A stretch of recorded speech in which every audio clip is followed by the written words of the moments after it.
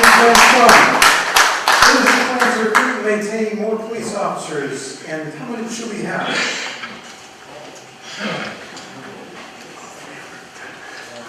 I think the Waterbury Police Department right now is probably the finest police department in, I would say, Connecticut, hands down, quite possibly New England. Lee, what's staffing now? 270 or so officers? Yeah, we're down. We're at 20 in the academy. We're way down. We're down to 265. I think around 290 to 300 by the right number. That being said, that comes with a price tag. So if we're going to get to those numbers, we need to be creative. I know the fire department just went out for a federal grant to help train some 17, 19 firefighters. If we can have those kind of grant applications for the police department, I think we can get to that number. I think, as far as the recruitment question, I think the groundwork has been laid by Franklin. I think the reputation of the Waterbury Police Department stands on its own. And when you talk to people who are interested in becoming sworn officers, Waterbury really comes to mind. One of the things I think that would help with recruitment is the fact that, as we talked about, there's a lot of unemployed people out there. Being a police officer is not only a fulfilling job. Personally, there's also one that you can feed a family. It's not a $13 an hour job. This is a real job, and the one that you can feed a family on, and one that you can be proud of doing. So I think the groundwork has been laid by the reputation of the Waterbury Police Department. I think Vernon Riddick, new Chief Riddick will do a fantastic job reaching out to new communities that maybe hadn't thought about police work in the past, and I think that will obviously go a long way. And I think if we can tap some money, it's not out of the local taxpayers, to help increase those numbers, I think that could potentially be a win-win for the people of Waterbury and all coming to visit us. Thank you, Candidate Van Stone. Candidate DePillo, what should the current Mayor Mayor Neil O'Leary focus on the most? And this is one of those survey questions. I know you don't like that, Mr. Mayor. Although traffic, business, and sidewalks were nearly in a dead tie with each other, 57% of the respondents indicated that jobs should be the primary focus of the mayor. But in a surprising twist, not even one person in all the surveys selected taxes as a priority.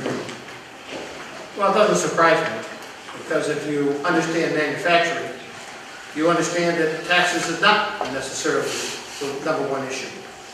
Your number one issue in manufacturing is the workforce, the transportation, the cost of goods, and how you're going to produce the product. I went to a forum about 10 years ago, and it was provided by the Chamber. And Sports Authority was there. And much to the surprise of the Chamber, I really didn't want to hear this, Sports Authority said, it's not the taxes. We need two-way traffic on Bank Street because we're not getting enough traffic back and forth to our facility. So they laid it out. It's not the taxes. People will come to the city of Waterbury because we have the resources that they need to make their product. The taxes is what's a net result of how many businesses that we have here and what we're doing with spending our money.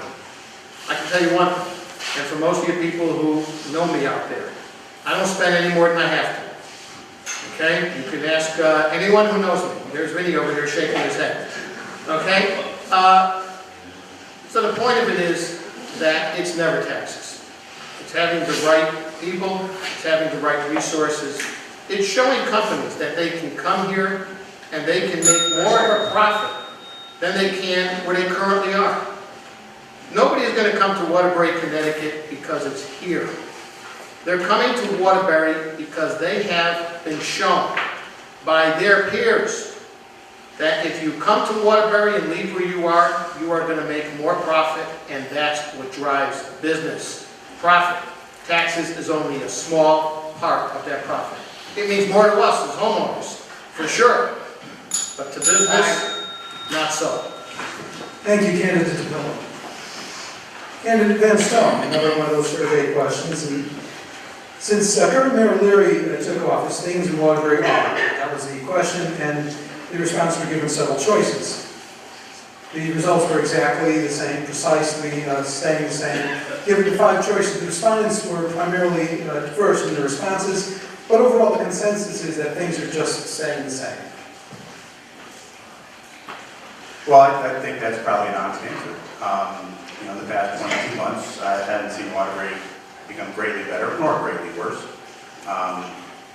In all actuality, you know, the ruling party is essentially the same. We have a new mayor, but it's essentially the same board of aldermen on the majority side. We have a new minority party, obviously, but, you know, votes are what they are, and we're the minority, so we all vote one way and they vote the other, and we lose. So I don't necessarily think I'm surprised by the majority of people in Waterbury thinking things are the same.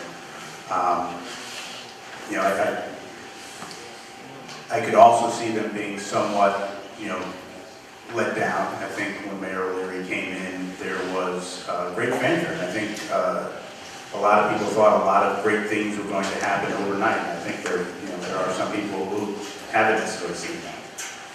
You know, I think we all understand how revaluation works and all that, but nonetheless, you know, more people are spending more money to live here. And that's the sad state of affairs. Not many of us have those extra dollars to keep reaching into our pocket to pay on a car tax or a home tax. So I think that poll result is kind of self-explanatory. I don't think things have changed terribly in Waterbury over the past 2 years, and you know, that's one of the reasons I'm running for mayor. If I thought things were great, I would just sit on the sideline and stand out there with you folks. Thank you, candidate Vanstone. This one is for candidate O'Leary, and the poll readers were asked to indicate the preparedness of students after leaving public high school in Waterbury. So the choices were included very well prepared, somewhat prepared, ready to move on, not quite prepared, or significantly unprepared. So about 20% responded that the students are ready to move on. However, about 40% say that the students are not quite prepared, and another 40% said that the students are significantly unprepared for college and high school life. So again, I don't know anything about this poll, but I don't agree with most of it. But there is one area that you just touched on that I think is valid. I do believe that we are struggling to have our children ready when they walk across that stage in graduation to move on to whatever they're going to, whether it's to another college, whether it's up to a community college, a four-year college, or a job. You know, we've been very, very vigilant about trying to improve our education, especially for those who are getting ready to graduate and go out into the world. We do recognize, in my opinion, if they say 40% of those poll respondents think that our kids are somewhat ready, I would agree with that. They could be much more ready, and we are working very, very hard with the school board, and this administration has devoted an enormous amount of time to education and education programs. You know, I'm very proud of the fact that after the first of the year, you're going to see what's called the STEM Academy open up at the Waterbury Career Academy High School.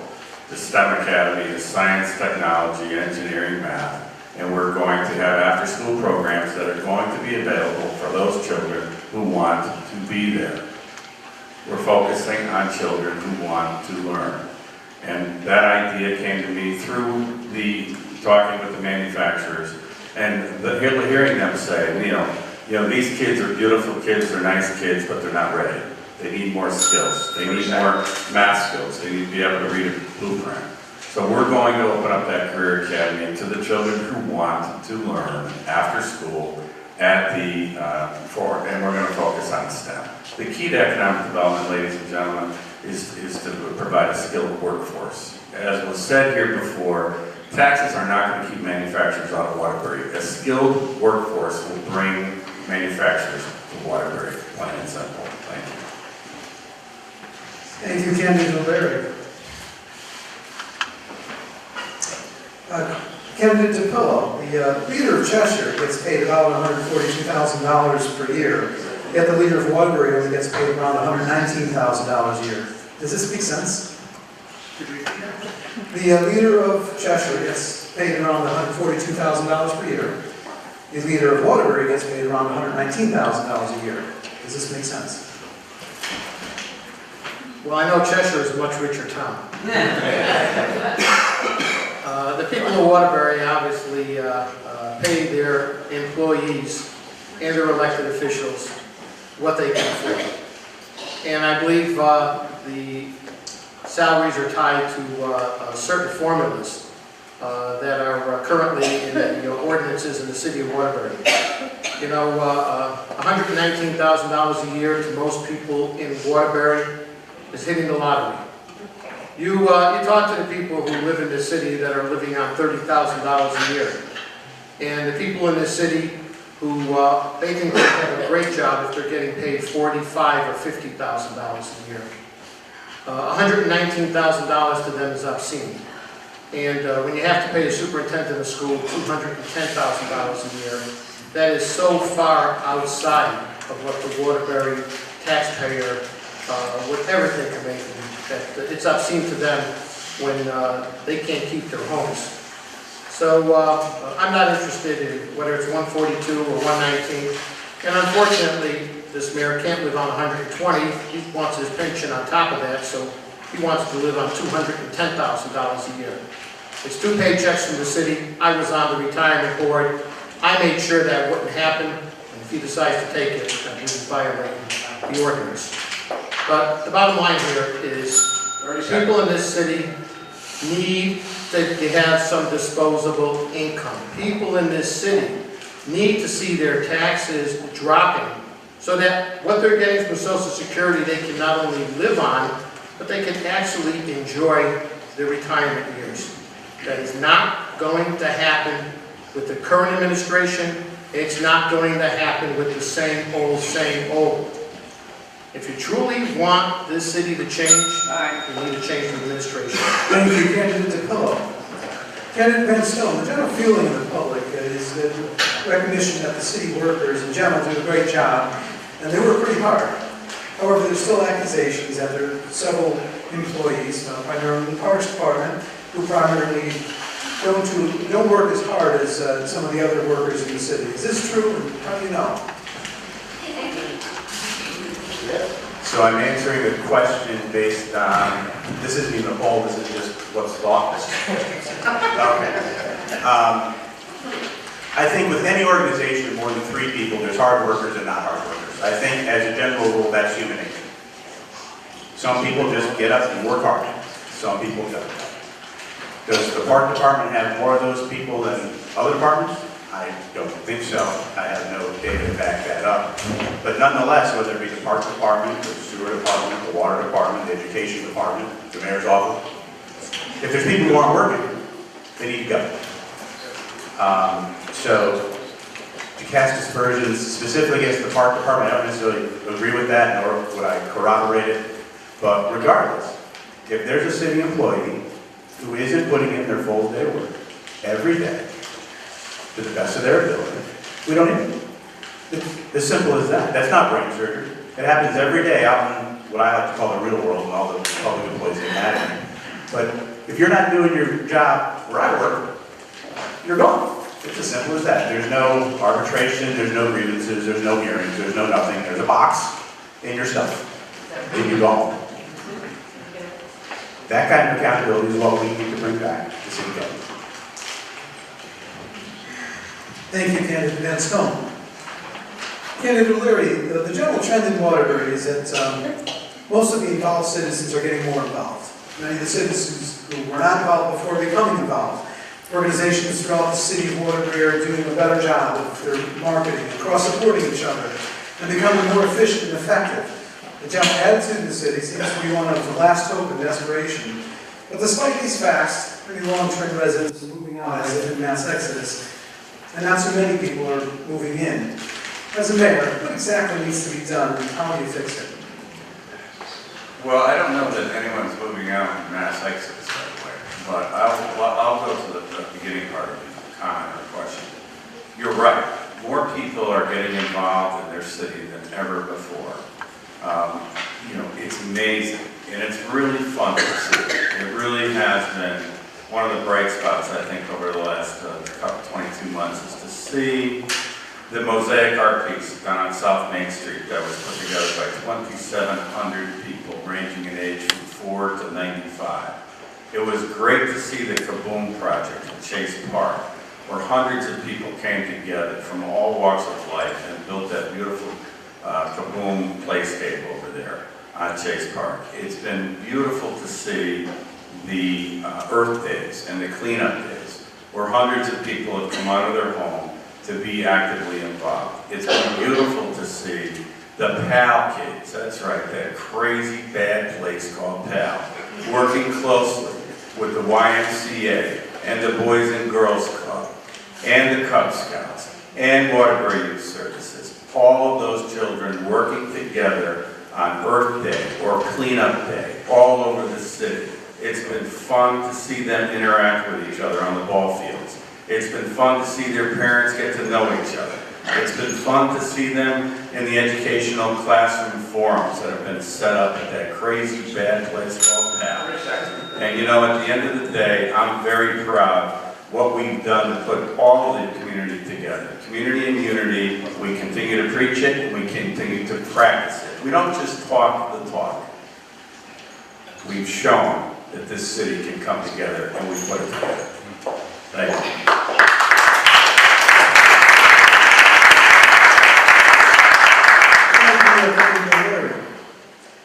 Candidate Van Stone. 1 second, please, I lost my place. Long day, here we go. Give me an easy one. I apologize, this is actually going to candidate Pillow. That was pretty easy. Must be a tough one. What are the 3 most important strengths of Waterbury? What are the 3 biggest weaknesses of Waterbury? And if you could do only one thing, what would it be? Well, the strengths in Waterbury, and again, I hate to harp on the same thing, obviously is its fact that it has probably the largest, one of the largest and best water supplies in the Northeast. That's one of the strengths. The second strength is our neighborhoods. I think we have around 26 neighborhoods in the city. We collaborate with each other, we help each other, we watch out for each other.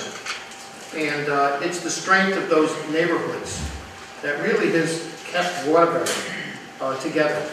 I believe it is probably, as far as the major cities in Connecticut, the last city that truly has neighborhoods, and that is definitely a strength there. The third strength is that we have many families that are still second and third generation in this city. They have a love for the city, and they really and truly want to see this city succeed. And many of them are out on weekends, cleaning debris, help keeping their parks clean, keeping their streets clean, sweeping sidewalks. So the third, I would have to say, are the people of the city that would love nothing better than to see their children and their grandchildren call Waterbury home like they did, and maybe be an additional generation here in Waterbury. But to do that, we need to create jobs. What are the 3 weaknesses? The weakness is the fact that mayors always come to office telling you that there's going to be better economic development, that there's going to be lower taxes, that there's going to be 2 chickens in every pot and 2 cars in every garage. That's not the case. Nobody's coming to Waterbury because it's here.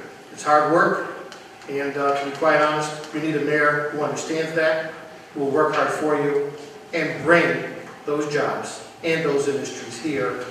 So you may not have 2 chickens in every pot, but you'll be able to afford the pot. Thank you, candidate DiPillo. Candidate Van Stone. The superintendent of schools is paid about $90,000 a year more than the mayor. Does this make sense? I've found that the salaries in public sector make no sense, no matter who you're talking to.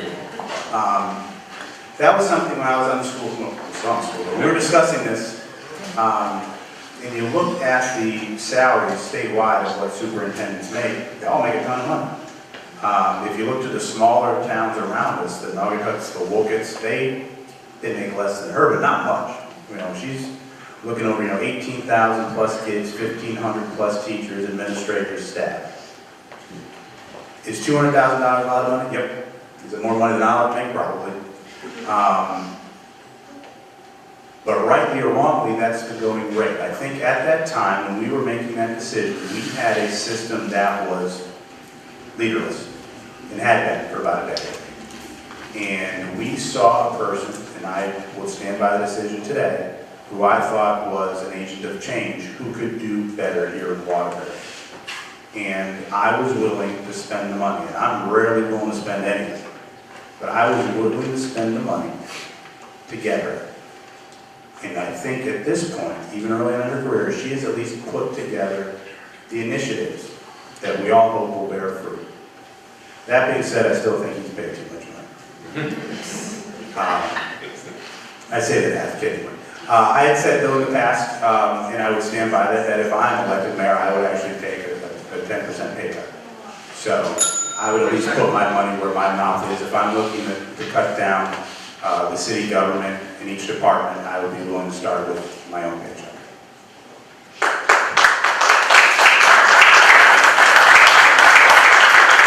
Thank you, Kennedy Van Stone. Again, we had some extra time for applause during that question.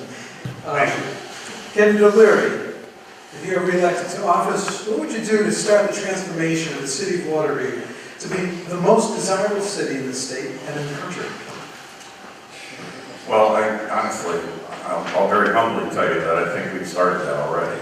We've started that by focusing on economic development. We've started that by focusing on education. We've started that by holding people accountable. We've started that by bringing in businesses. I believe, honestly, I really believe that the future of Waterbury is going to be in its children. And I believe very, very strongly in education.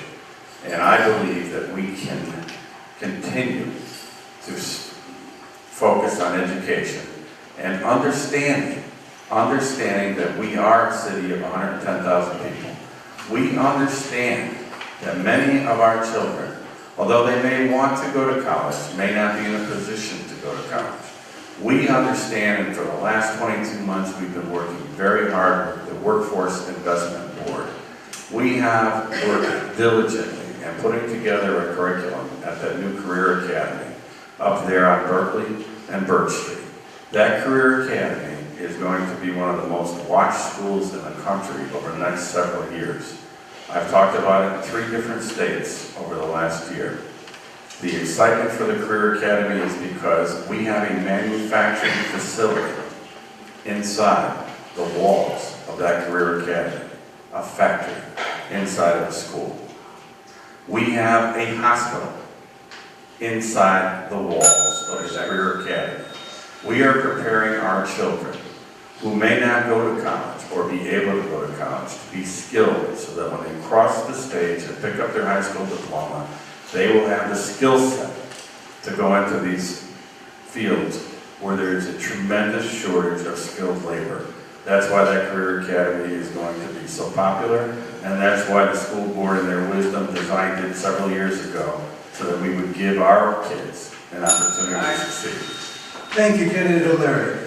And DePillo, is the city better served by largely volunteer board of aldermen or largely paid board of aldermen or a hybrid?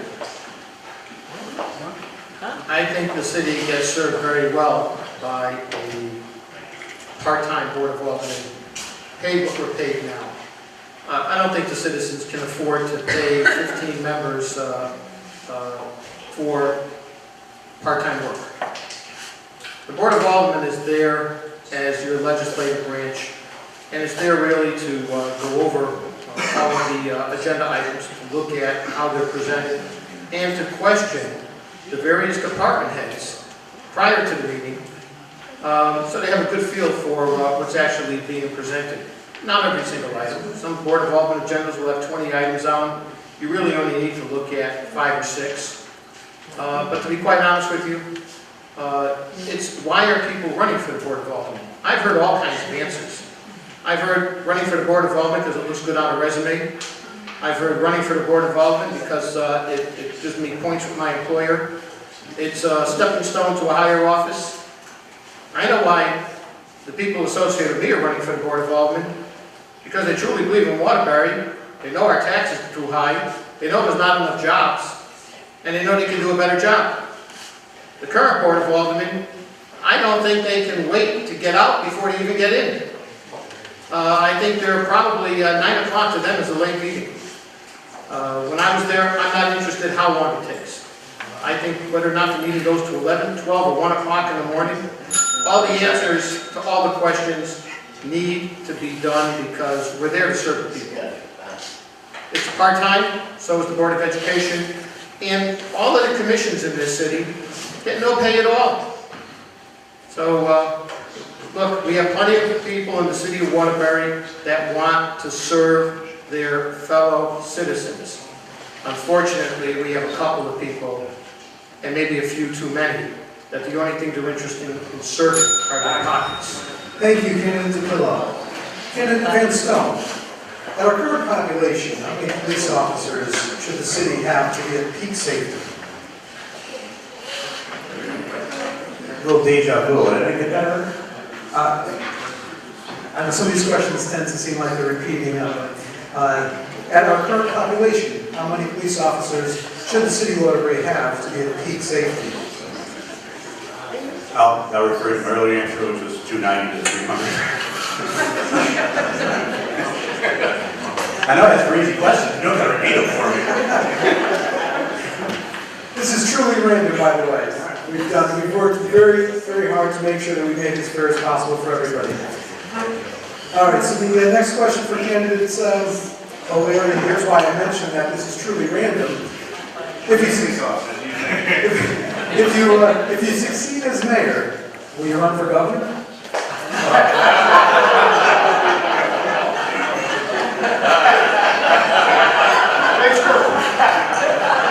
Not necessarily now, in the future. You know, I can tell you that the last 22 months have been probably the most difficult in many ways in my life because of the enormous amount of work that it takes to do this job. And I can say that with all honesty and all humility. This is a really hard job. If you do it the way I do it, some have done it the way that I'm doing it in the past, and some haven't. But I do spend every day in the office, even Saturdays and Sundays.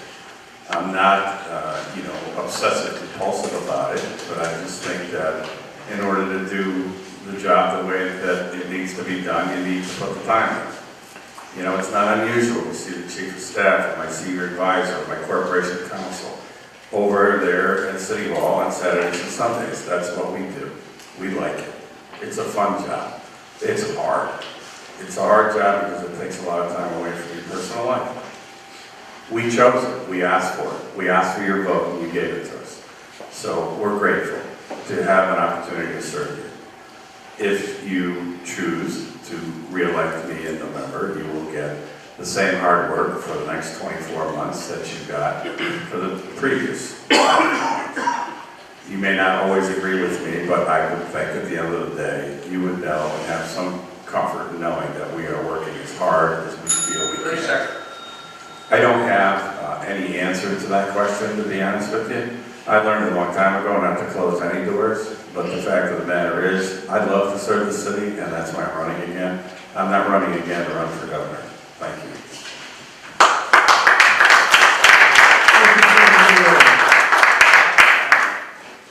And we're incidentally, I was anticipating a larger crowd, a much more unruly crowd, so actually we're down to just a few questions left. Candidates DePillo, what are the city's biggest hidden gems? You can say more. I didn't get the easy question. You know, we've been through this before. The hidden gems of the city of Waterbury are, if you look at the parks, I believe those are certainly our gems. I don't know how many people know that Fulton Park was designed by the same designer that designed Central Park in New York. You look at Hayden Park, which is hidden by the old Willoughby High School, a beautiful park. Waterville Park, Murray Park, Tomplaw Park. You know, at one time people said that Waterbury was a city of steeples. That's what they used to call it, the city of steeples. For all of us, it's a city of parks. They need to be maintained. They need love and care. And when we were growing up, we took really good care, even though there were a few of us that carved initials into the tables when they were wood. But, you know, that's one of the gems. The other gems, certainly, I can't say it enough. The reservoir system that Mr. Carnes built, all the way up through Litchfield County and Morris, 7.5 billion gallons of water. There's no bigger gem than that to any city or municipality. And I'd have to say that the gem, again, is our people in our neighborhoods. For those, a lot of people have moved out. We've changed from maybe what was a historic Italian, an historic Irish district, and now they're Albanian, and now they're Hispanic. There's still smatterings, but Waterbury has always been a melting pot of people. When the brass industry was here, Germans, everybody, you name it. So that's the gem. The gem is the fact that we're all different nationalities, but we can come together, and I don't know of any group of people that will work harder to make this city better than what we have. And those are the gems. Thank you.